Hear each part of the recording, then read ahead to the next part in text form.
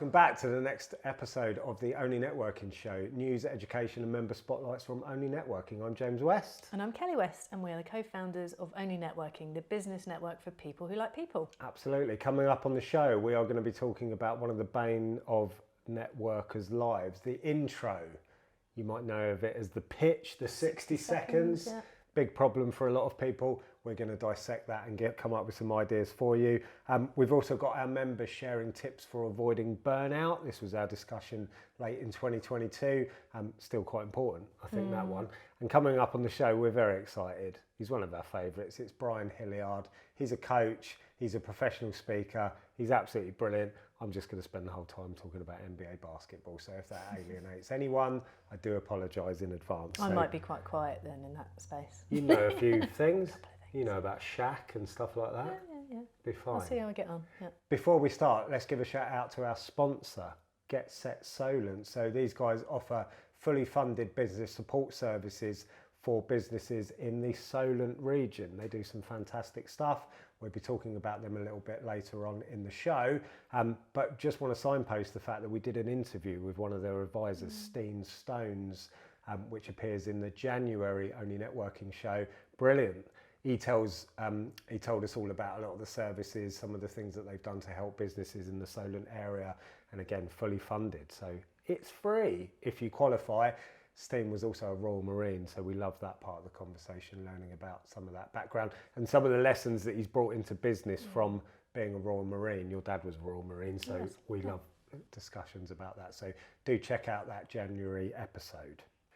So our big topic for this month, how to introduce yourself while networking. It's one of the toughest things. I think it's probably the thing that people stress about the most. I think so too. At networking. I'm just going to jump in straight away before we get into the mechanics of a networking introduction, because there is an art to it. There's a way that you can be memorable and get your point across, etc. But I just want to make this one point to kind of eliminate some of the stress, hopefully, if you take this on board. Please just remember that people are more bothered about what they are going to say rather than what you're going to say. They are not sat there going, oh, I really wonder what Kelly's going to say in her intro. They're probably stressing about their time to speak. So please don't worry about your intro.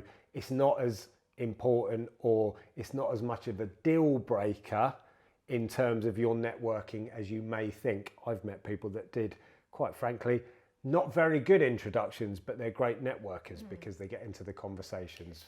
I can remember my very first introduction at a networking event. I can picture myself stood there with a piece of paper shaking. I can see what I was wearing, and I know that I got that annoying tickly cough and had to drink the orange juice before I stood up and did my bit. I couldn't tell you who else was in that room or what they said. Yeah. I can picture myself having that feeling and being in that room. So echo what you're saying. People aren't worried about what you're going to say. And if you do slip up, say what? People will remember you. Well, that's not a bad thing, is it? Yeah, kind of go with your thoughts. And well, just as full disclosure, I used to script mine because as a journalist, I just found that quite comfortable. And I found that I'd rather write something that was memorable and punchy and kind of read it out. I don't think you really see that much now, that people pre-prepare their intro. And I think that's probably not a great thing. I think that's where people might have gone wrong a bit. I'm in two minds with this one. I actually thought about this morning, because if you are an avid networker, if you've been part of organisations like BNI, or particularly if you're in an organisation where at times your intro, I think it does lead you down the path of scripting, because you don't want to overrun the time limits, etc. And I think there's a danger there, and I can certainly remember back to our days in that space. You almost said it without thinking, because you said it so many times and it was so scripted. I can remember being in a meeting once and we had to switch intros. That was fun. And there were a couple of people in the room that you knew it. Now I could recite it now if I needed to, but could I really tell you what they did? No, I could quite easily give you their intro, but I couldn't really explain what their products or services were. But I was just so used to hearing the words. So I think you do go down that dangerous road of it's just words. Yeah, I just think when push comes to shove, I would rather have a punchy 30-second thought out introduction that was a little bit scripty rather than the alternative, which seems to be people just making it up as they go along. and sometimes it will land, and often it ends up just a load of waffle. And I think that was the first point that I really wanted to bring up, particularly online. The best thing to aim to do is not bore people. I would completely agree. There's nothing more soul destroying than you start talking and you can see people actively switching off. You know, you're all in your little Zoom boxes and they start looking elsewhere or doing other things, and it's strange, isn't it? I think we're programmed to then panic and say more. Yeah. When actually what we should be doing is going, this isn't really landing and maybe I'm not using this to my best advantage. I'll wrap it up quickly. I always say at the beginning of a meeting, don't I, less is more. You know, you've got to dangle that carrot. You've got to want somebody to come and talk to you rather than just listen to what you're saying. You don't have to tell them everything. And when I was a travel counsellor, I would stand up and say, I was a travel counsellor, come to me and I'll send you away. That was it. Yeah. Literally didn't say anything else because you know what I do. I'm a travel counsellor. You don't have to go into the mechanics of what that means, do you? Exactly. So in a couple of seconds, I could very quickly tell you what I did, and actually that then became more memorable and people wanted to talk to me more because they wanted to find out more because I just left so little hanging, really. Yeah, I think so. And on that point, if you haven't come up with like a pithy way of introducing yourself that maybe raises a laugh or raises an eyebrow, I think if you can indicate where you're different and who you're for, I'll come to the box on the shelf bit in a minute, but if you haven't done that and can't come up with it, you're better off just saying, hi, I'm James, I build websites. Don't bother elaborating on it, because if you haven't got a real strong point of difference, why waffle on and bore people? Yeah. I'd rather just kind of move on to the next person and you can get into those conversations. So it's also about leaving a good impression, isn't it? Yeah. When people do their intro, they think that's their chance to shine. I think it's really important to realise that what you do off camera, when you're not speaking, is as important for the first impression or the long-lasting impression that you give people. We see this all the time, don't we? People speak, they're animated. The sooner they're not speaking, they're over here doing something else in the background.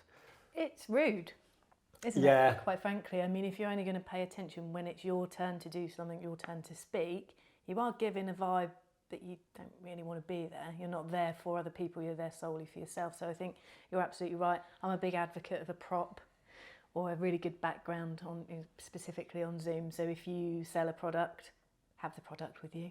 Goes without saying, doesn't it? So you can show it on the screen. I'm going to remember that. You're going to be the person that showed us something. I'm nosy. I love looking into people's Zoom windows and seeing what they've got on the bookshelf behind them, that sort of thing. So think about the setting that you're in, but absolutely leaving an impression. Yet it's not necessarily what you say, it's the way you come across. I quite often get people say to me, when you're on a call, I can just feel your energy. Yeah.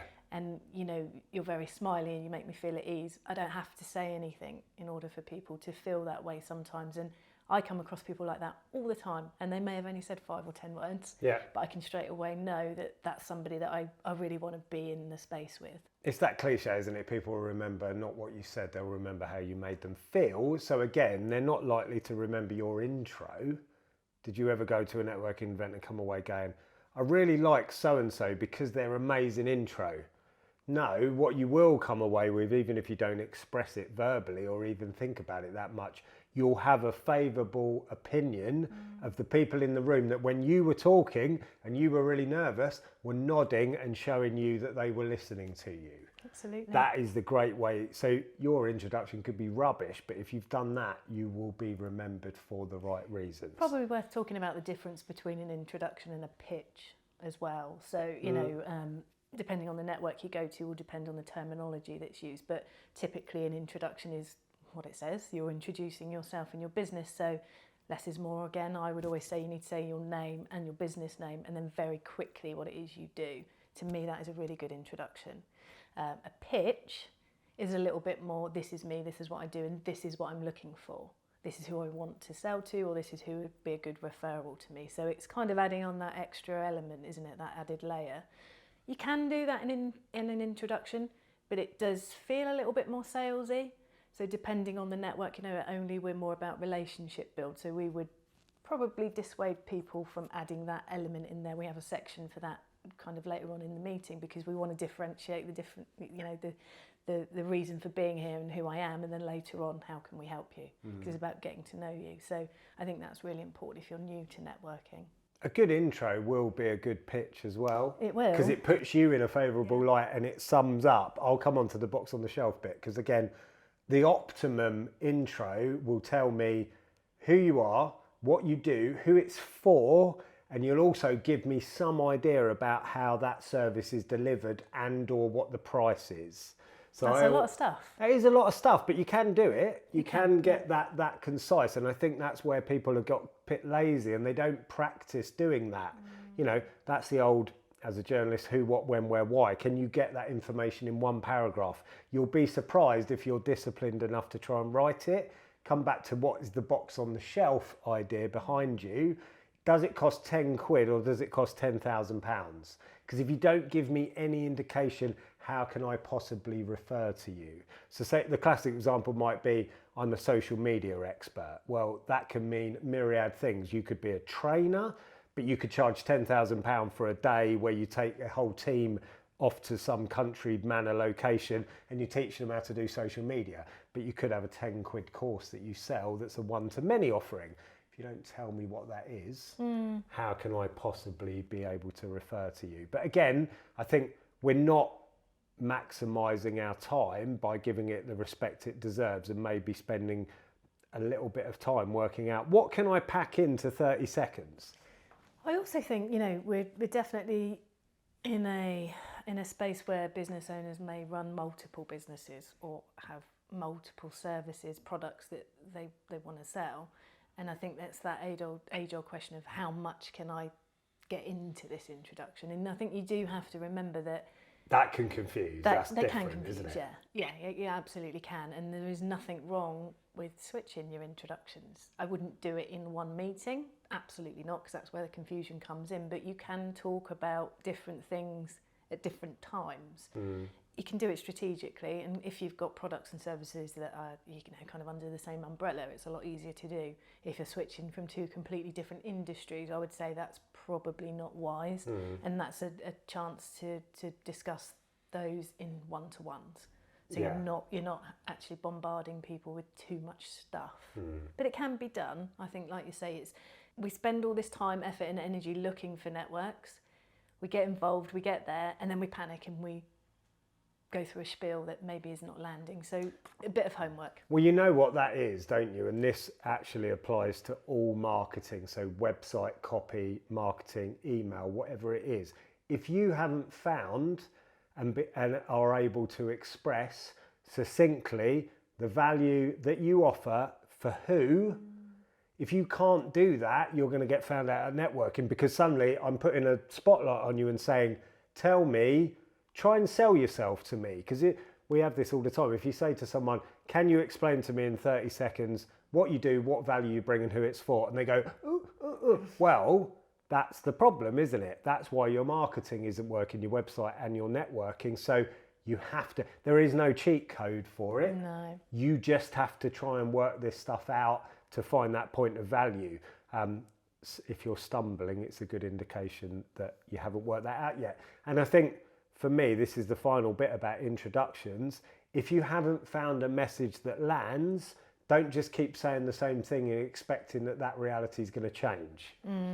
And for me, one of the big strengths of networking is that, unlike the other aforementioned website, social media, email marketing, where you get often no feedback, you get immediate real-time feedback at networking. So change your messaging and keep going until you find something that resonates. Your point about when people pick up their pencil. Yeah, this applies specifically to online, doesn't it? So if you're at another network where they would use Zoom, so you get to see everybody's face on one screen or two screens, whatever it may be, you have a fantastic opportunity there. When you're talking, just compose yourself, take a step back and look at the screen and look for movement. Look for the person that's nodding when you're talking. Look for the person that has that light bulb moment, picks up a pen, starts to scribble things down.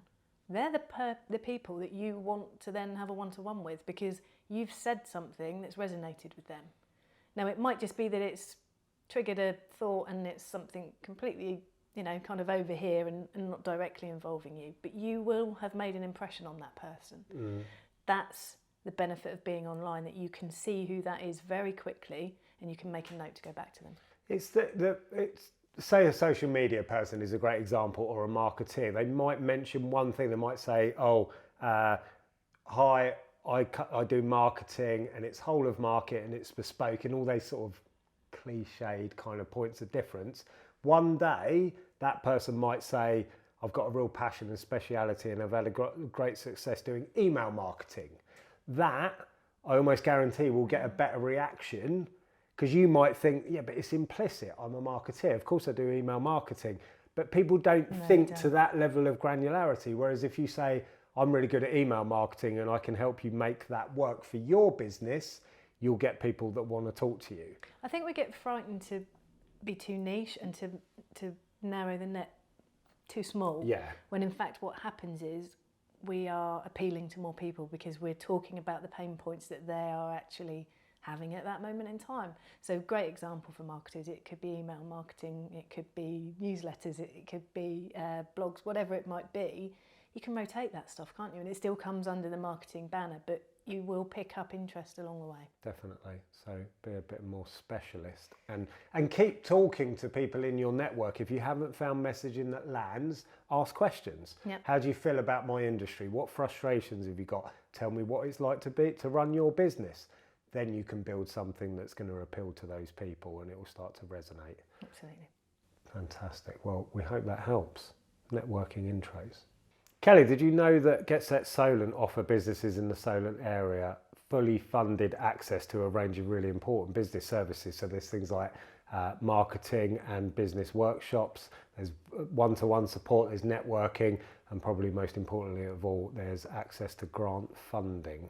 Well, I didn't realise, but after looking into it, qualifying businesses who enrol in the programme will be matched with an expert advisor who will help them realise their business growth. And this might be through marketing, business strategy, or help to apply for one of the Get Set Solent grants. Yeah, and because Get Set Solent is a fully funded business support service, amazingly, these services are available for free, as you say, for qualifying businesses. So check them out. Go and have a look at the website, getsetforgrowth.com/Solent, and see if you qualify for some of this support.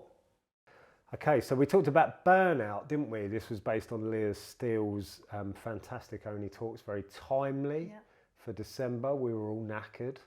We went into December and we talked about burnout, and yeah, we had some great feedback from the members, great ideas about how to avoid burnout. We're just going to flash through some of the quotes that we picked up throughout the month. So Guy Shahar, this I think summed up a lot of the challenge and the problem at the moment. He said this: our culture has made burnout a badge of honour. It's like an expectation. He's right, isn't it? Well, I'm burnt out, therefore I'm winning in business. But of course, in reality, you're not at all. And like he said, we have to counter this kind of negative culture, the zeitgeist of, yeah, burnout is good. That, I think, was on the call when he said that, and that was a light bulb moment for me. Paddy Melville, one of our Winchester members, give yourself space to step away from stress. For me, it's the piano, but find the thing that you get immersed in. It's that passion again, the rejuvenation. What do you do to rest is one thing, but what do you do to rejuvenate yourself and get yourself going? We talked quite a lot about flow state, didn't we? And that was Paddy's version of flow state, is playing the piano. So it's a mindful activity, isn't it? When you're so immersed in it that you're not thinking about 20 other things. So few people mention you can get into flow state with work. Yeah. When works, that's when it feels quite satisfying, when you're in that flow state and you're and this is why you have to avoid distractions and notifications, because it takes you out of that flow state. That's the bit that as human beings we get immersed in. It was great actually, wasn't it, hearing all of the things that people do to relax, all of their methodology. A lot of it fits around working practices, so quite common, people talking about going for a walk. Pierre talked about walking his dog twice a day. And he said it felt like a luxury. People might think it's an indulgence, but he said I'm more productive because I have that time top and tail of the day. Question your own productivity. How much time are you spending procrastinating? Would you have been better off going for that walk? Go for a walk with Pierre. Well, I think a lot of people agreed that listening to Pierre was actually quite a relaxing thing to do anyway. So, you know, I think there's a sideline business there for him, in all honesty. Nicest voice within ONLE. Officially, Pierre, yeah, well done. But yeah, we had things like breath work, yoga, reading. Some people adventure. We talked about this, didn't we? So rally driving came up, boxing, exploring. Gary Bouglass, for example, is a volunteer lifeboat operator, and he said that working within that team in that pressurised environment, he said it was a great way for him to release stress. Amazing, isn't it? Yeah. And giving back as well, which is brilliant. Sam Sharma, don't create inner conflict by contradicting yourself. Be clear on what you want and need and set boundaries. Boundaries came up a lot, didn't it? Yeah. Because no one's going to set them for you. If you want to avoid burnout, you've got to set your own boundaries of what's acceptable. So, yeah, Sam, he's a bit of a visionary, isn't he? He is, yeah, he's brilliant. There we go. And then finally, I quoted this one because it kept coming back to me as a great example of making what can feel negative into a positive, and less of an indulgence. So I'll read this out. So Naomi Light, she said, one of my standards is checking that I'm doing what I need to maintain my vitality. That's brilliant, isn't it? So vitality, that life force that we all need in order to do a good job. If you think of it in those terms, like adding to the battery, recharging the battery, because that's what I can then give to the world. I thought that was a really good way of looking at it, and a good excuse then to do fun stuff. I did hear a lot of things that I wouldn't want to touch. A lot of energetic, a lot of very high energy. Put my knitting to shame, in all fairness. We did walk for 15 kilometres around London. We did, yeah, we did, to be fair, once. Quite energetic, I suppose, but yeah, so thank you, ONLE members. Great stuff from you guys as usual. So for the final part of the ONLE Networking Show, we've got our special guest with us today. We're very excited. This is going to go off script, I think, quite badly in the best possible way.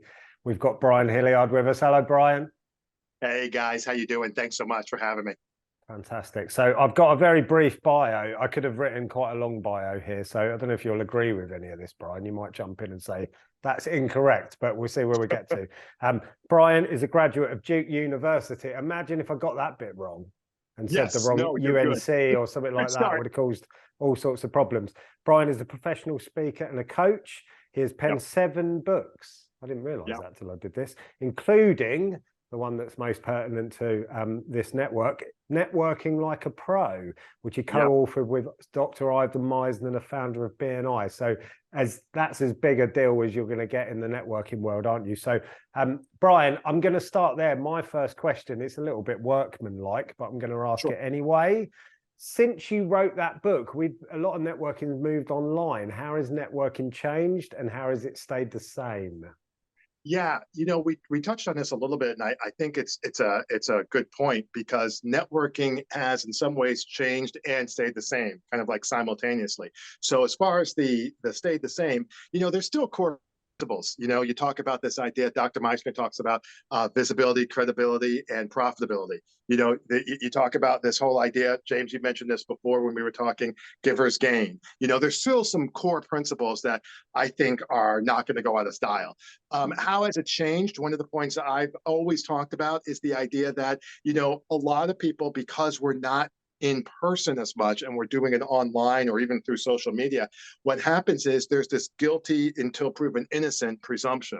So it used to be that, you know, I would go out, I would meet you at the after hours, even if I didn't know you, I didn't assume that you were doing me any harm or scamming me or anything like that. It's just, I may or may not have called you back, I may or may not have liked you, but I did assume the best. Okay, or I didn't assume the worst. Conversely, you get into, I think now, more guilty until proven innocent, where you talk to people like LinkedIn was the example I gave earlier, where you're going and you're talking with people on LinkedIn, and the first thing that they're trying to figure out is this a scammer? Like, is this someone who's trying to do this, that, and the other? And I think the other thing is, even on an online networking, you know, people find that to be the case, which is why I like ONLE, because it allows you to be able to meet people on a regular basis and develop that rapport. You know what I mean? So I think it's changed a little bit in that respect. And I think that it's also stayed the same, like I said, with some of those core principles I mentioned earlier. It's why it's so important, isn't it? People think, oh, online networking, great, because I can do everything in a really shortened way. You know, Right. the time saving is immense, isn't it, compared to what we were Right. used to in person networking events, because there's no Right. commute, there's no waiting around after for the extra coffee. But the problem is you've still got to put in the time, because Right. otherwise you're not building that trust, you're not building that depth, you are just seeing people on a screen. And like you say, there is a separation, isn't there? And you've got to Right. find a way to bridge that gap, haven't you? Yeah, I think so, because, Brian Tracy, I believe, is the one who said that, networking is the one thing that is not, you can't be efficient in your networking activities. So like, if you want to be efficient and build a bridge, great start. If you want to be efficient in cleaning the house, excellent job. If you want to be efficient in all kinds of things, mowing the lawn, cutting down a tree, like relationships and networking, though, that's not the area where you can be efficient in. That's the area where you need to really have some depth of field, for lack of a better term. And you really got to put in the time. If we're making a list, I'm not a big fan of the half-hour one-to-one. I think you need 40 minutes. You know what I mean? I don't think you need an hour every time, but I think you need 40, 45 minutes, because I think that extra few minutes allows you to be able to have the extra few minutes when you're first starting out with somebody that you don't know, to find some commonality, and you start getting into a groove, and then suddenly it's 9:28 and you got to bounce. I don't agree with that. When you're intentional and you have a game plan and you understand what you're trying to do, networking becomes a lot more, winning is more fun. Okay. I've done things where I've won. I've done things where I haven't won, business included. Okay. And there's been, months where in business, not winning. Okay. That is so much not fun. But when you are going out and you are engaging people, and people are giving referrals and introductions back, and you're signing people up, and there's some different things going on, what's not to like about that? And when you're networking in a way that allows you to be successful, those are the results that you should be getting. I'm still thinking about that, what you've just said about innocent until proven guilty, and it's actually flipped around the other way. And you are so right. And I don't know what's happened to our psychology for that to have become the case. Maybe because the online world is easier to scam online. So maybe we're just, we do have our hackles up a little bit, and we're a bit more cautious. But I think, as you're saying, Brian, it's about building a friendship almost, isn't it? So it is, as in Dr. Meisner's terms, know, like, trust. Yeah, it totally is.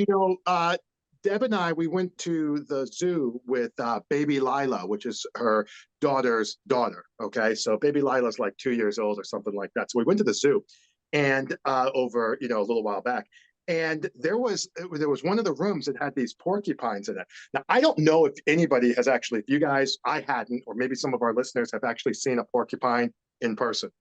These things, you kind of have this impression that it's kind of like this little thing, and it just has it. These things look like 30 to 40. They look like medium-sized dogs. Okay, and they've got these things that go out. There were 3 of them in this little area there. They were huge. Okay, and I think what happens is, when you do networking like through social media, you talked about having their hackles up. People get into this kind of like and yes. and these porcupines were just like this, regular, but they looked very ornery. And like I think a lot of us go into that online space with that. Yeah. And what happens is, to your point, Kelly, we need to come from a place of, I use the term good faith effort. I think we need to be able to come from a place of making a good faith effort to have a genuine connection with this person. And regardless of where that's in or how it goes out, but that's where people get into trouble. Takers, they think, oh, well, I just need to bang, bang, bang. Takers' view of networking is premised on the American Wild West, like some type of like Doc Holliday, OK Corral, shoot 'em up, I call that the Wyatt Earp style of networking. Okay, and that's fine. But that's not how networking is. Networking is just about finding common ground, presenting yourself as a viable service alternative, making sure that people understand what a good referral and an introduction is. Maybe being a good guy wouldn't hurt. Like, when you're doing those kinds of things, networking winds up winning, but it's not the type of thing that is transactional or efficient. And it's certainly, I think, a lot of times when you take networking online, I was reading this, they were talking about power doesn't create, power reveals, in terms of character. And I think online networking maybe can have a similar conversation. The people who are not necessarily winning as much online, maybe so much the fact that it's not so much that online networking doesn't work, but rather that online networking might be revealing a part of their game that maybe isn't as successful, and they need to make some adjustments in that. So, just something to think about in terms of that. But you're absolutely right. We have our hackles up. And I'll tell you what, these porcupines, man, they were eating like cantaloupe or whatever. I'm like, I am not going down there. Like freaked out by a porcupine. I love that. What would you say to somebody that gets too busy to network? Love it. My first thing is I reject the premise. Too busy to network. I don't accept the premise of that, because like the idea is that too busy to network, too busy to breathe, too busy to brush my teeth, too busy to. So I don't accept the premise. But if somebody did say that, I would have to reframe that. I would be like, well, what is it that we're doing on a day-to-day basis? A week, let's say week to week. Stephen Covey talks about this 7 habits. Like he likes to have a conversation about week to week versus day to day in terms of getting stuff done. I think it's a good idea. Yeah. So on a week to week basis, what is it that we're doing? You know what I mean? I think that a lot of people, there is a lot of time that they spend in their business that's not really moving them forward. I'm actually, one of the books I'm writing that I'm putting out there is a second edition on how to overachieve without overcommitting. And that conversation is around how do you get stuff done without killing yourself in the process. Okay. I do a lot of my paid speaking. That's actually a hit. The fans love it. It's a great topic. I think it's a great topic, and people seem to agree.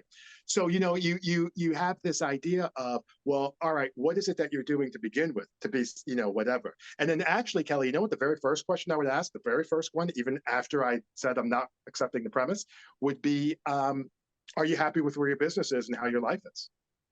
Like, and I'm not trying to be harsh, but like, let's start there. You know what I mean? So I would go from there. But then seriously, I would be thinking to myself, in terms of numbers, like I would think, okay, so with ONLE, what do we got? We've got 18, 19 groups, right? Maybe 20 groups, I think, something like that. Okay. Okay, so that means that with ONLE, we can go out once a month to the group in question that we're a part of, online deal, 90 minutes. All right, and then what happens is maybe we do 2 to 3 one-to-ones after that. All right, that's fine. So what we're doing is we're spending 90 minutes once a month, and we're spending anywhere from 30 to 40 minutes 3 times or 4 times per meeting. And that's just, growing and growing your business, okay? Now, my thing is, if we're talking about, let's say 5 hours over the month, then my thing is for somebody who says that, what is it that you don't have 5 hours to do that?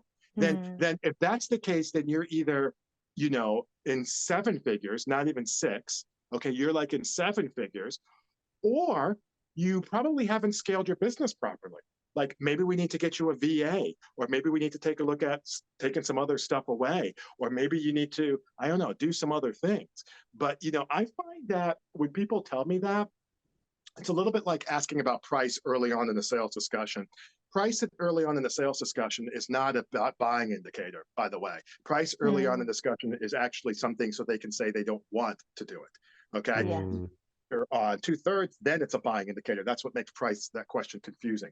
But I think when people tell me, oh, well, I don't have the time, I think that's a throwaway answer to an underlying challenge, which is they either don't know how to network, haven't done it right, hasn't been successful for them, don't want to go to your group, or whatever the case may be. I actually think that's just an excuse.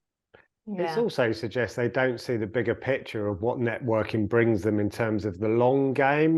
We've seen some of the connections that 10 years down the line pay off. Most unlikely connection. The other thing as well you get from networking is it's a great way to keep your finger on the pulse of the business community. And if you're not listening to that and picking up on, do you know what, that's shifted? Because I've seen businesses that at one day were thriving and then almost the next day were no longer relevant because the market has changed and no one needs that thing anymore. Networking keeps you ahead of those trends, in my opinion, don't you think? No, I totally agree. And I would even go so far as to say, you show me somebody who's not building relationships and networking on a consistent basis, and I'll show you a business that's probably not going to be around 12 months from now. Because unless you are, Apple, okay, or someplace like that, it was like it's kind of like there was another group that I did some work for, and they were talking about, oh, well, you need to stay in your lane. as a consultant. That's what I had, like, people, oh, you need to stay in your lane, Brian. You need to stay in your lane. I'm like, that's the stupidest thing in the world I've heard as an entrepreneur.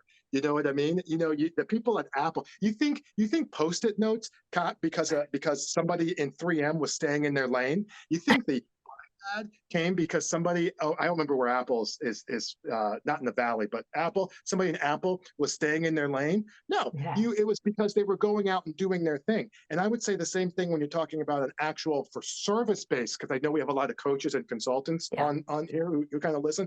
If you're a service-based business, like a coach, consultant, speaker, author, somebody of that ilk, let me tell you what, you better be out there engaging, to your point, James, keeping your finger on the pulse of the market. You better be out there where people can see you.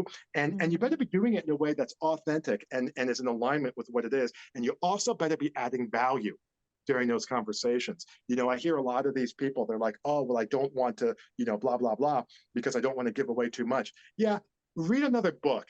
If you really think that a 7-minute networking conversation and a 23-minute 30-minute one-to-one is going to exhaust your premium services, like you no longer have a viable paid service offering after 30 minutes of talking to you, well, then you need to go to another conference and read another book, okay? because or maybe two, because when you're networking, you're engaging people and you're meeting them where they're at, and it allows people to feel, there should be an intrinsic value from people spending time with you. And that from there would make them want to introduce you to more people. So yeah, I don't know what they're talking about when they say that. They need to be out there networking. I've got two very quick questions before we wrap up. Is Nero the dog the same size or smaller or larger than a porcupine? Nero is smaller than a porcupine. He is the fluffy one. So here's a funny story. He's a Pomeranian, about 17 pounds, all right? Turns out he's like 93% fluff. There's a lot less Nero inside there than you think. So we took him to the thing, right? We got him sheared during the summertime. And I dropped him off, and then I, getting ready to pick him up. And they're handing me this creature. I'm like, that's not Nero. They're like, no, it is. I'm like, no, this is not our dog. This thing that's a rat. It's like the size of my mouse. It's not a dog. They're like, it's your dog. And they give him to me, and he's licking me. I'm like, all right. They're like, and give me $50. Okay. So, but when you fluff Nero down, man, it's like my foam roller is bigger than him. But yes, he's the small. Good. I'm glad I asked that question. I've only had the opportunity to ask this question once for someone who would have an answer. Okay. And this is really putting you on the spot. Who is on your NBA Mount Rushmore? Who's the 4 guys on Mount Rushmore? NBA Mount Rushmore overall. And I don't have to have seen them play. It could be overall, right? Overall? Just go for it. Yeah, overall. Okay. I'm going to go LeBron, Magic, Larry Bird, and a 4th, because Mount Rushmore. LeBron, Magic, Larry Bird. Oh, and MJ. Yeah. And I'm not putting on Kobe. Even though I like him. He wasn't the best teammate, even though, of course, MJ wasn't exactly, a bag of tricks either. But I put Michael, LeBron, and those guys on there. Yeah. That's not kidding. That's my one. That's exactly the same. And Kobe is the 5th. That's exactly the same. I love that. Kelly, you did answer this question yourself based on your limited knowledge. Can you remember what you said? Yeah, Michael Jordan. You didn't say that at all. Oh, didn't I? Oh, well, I can remember the others. I remembered the others, but I didn't want to lead with those because you ribbed me for it every time. JJ Riddick, purely because I like watching him, because he's very nice to look at. Shaq was one, wasn't it? Yep, the daddy. James Harden was the other. Right. Only because he's got a massive beard and he's the only one I can remember the name of. And that's funny. I don't know who the other one was. No, that was it. If you're putting Michael Jordan in, definitely Michael Jordan. Yeah, he's cool. James Harden has got probably less business being up there than JJ Riddick has, in my opinion. Right. But that's good. JJ Riddick, when we first met, you guys didn't know this. I went to school, and JJ Riddick was actually, I didn't wear it today. I have the Duke JJ Riddick jersey, that I love that. I was wearing it not the other day, but when I played basketball. And real quick, tying that back, that's a great point relating to, Kelly, you talked about up leveling and somebody being better and not. JJ Redick was not a great person in college. Not that I knew him personally, but just in general, he was not a great person, even when he got into the league. But as he developed and matured, he grew into the type of person that people love now, and that he has a podcast, and he's an actual good guy. Ryan Leaf is the same way, quarterback for the San Diego Chargers. But like, you can have these different things where you can grow into who you are. So back to the point about being a networker, I think inherently people are good. I think inherently people are trying to move forward. I think, you hear about this in scripture, money is the root of all evil. No, money's not the root of all evil. Money facilitates the evil that's already the root of all people. Yeah. Different conversation. Okay. And I think that when you're talking in terms of networking, you have maybe people who are not as great networkers. That's fine. Take a look at who you are as a person, make some adjustments, get in there, get open, get a plan. You should be fine. So I think that JJ Redick's a perfect example of that, actually. There you go. See, and that is why I picked him for my NBA memory. It's not, is it? It's because you fancy him. That's what it Because really he looks is. nice. Yeah. Yeah, exactly. Fantastic. Brian, thank you so much. We knew you'd be That's a my star pleasure. on the show. We've had a great time talking to you. So thank you again. This has been the ONLE Networking Show. Please like, subscribe, share. We'll see you again next month for the next show.